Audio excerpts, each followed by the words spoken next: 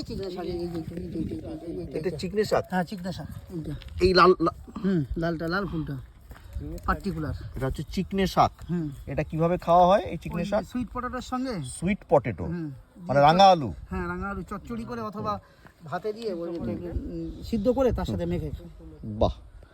আজ 20শে মার্চ 2026 শুক্রবার। আমরা আছি, গ্রামটির নাম কি যেন বললে? সুধীরঘাট। বলো আরেকবার। সুধীরঘাট। সুধীরঘাট গ্রাম হচ্ছে মথুরাপুর ব্লকে। সেখানে দুপুরবেলায় ঘুরে ঘুরে দেখছি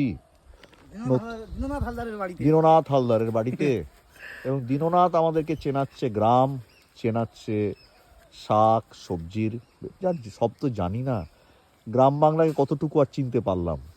আজ ঘুরে ঘুরে এই গ্রাম বাংলাকে দেখছি। দক্ষিণ 24 পরগনা জেলার মথুরাপুর ব্লকের একটি গ্রাম এবং মথুরাপুর 1 নম্বর, মথুরাপুর 1 নম্বর ব্লকের।